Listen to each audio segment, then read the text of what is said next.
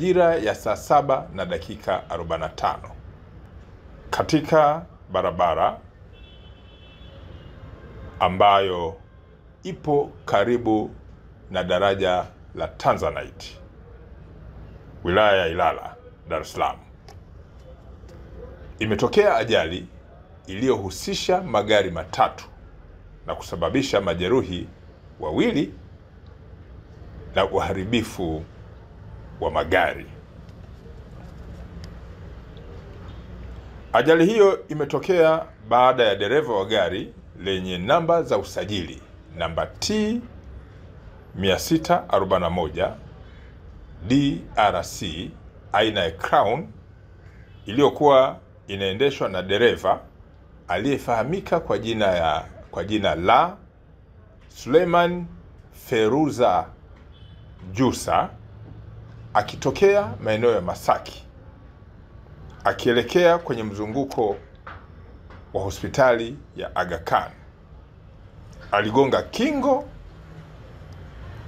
na kuacha barabara na kuhamia upande wa pili, ambapo aligongana kule na gari namba T 840 EDU iliyokuwa ikiendeshwa na dereva aliyefahamika kwa jina la Godfrey Bundala, ambaye alikuwa kwenye uelekeo wa Masaki. Gari namba T 886 EDA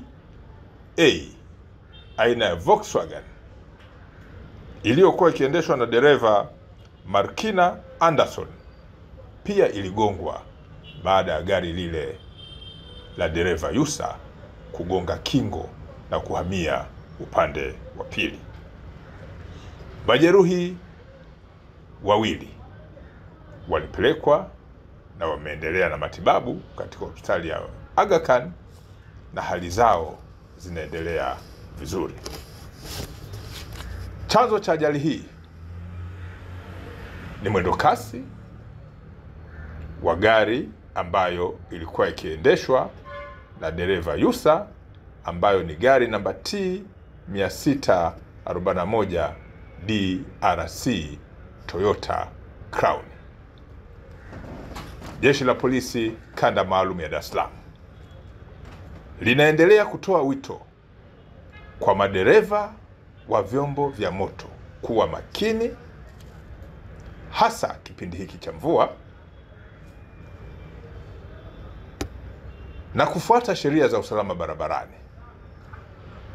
Jeshi la Polisi, licha ya kutoa elimu juu ya matumizi ya barabara na watumiaji wengine wa barabara, halitasita kuchukua hatua kali za kisheria dhidi ya madereva wa vyombo vya moto ambao wamekuwa mara kadhaa wakikiuka sheria za usalama barabarani.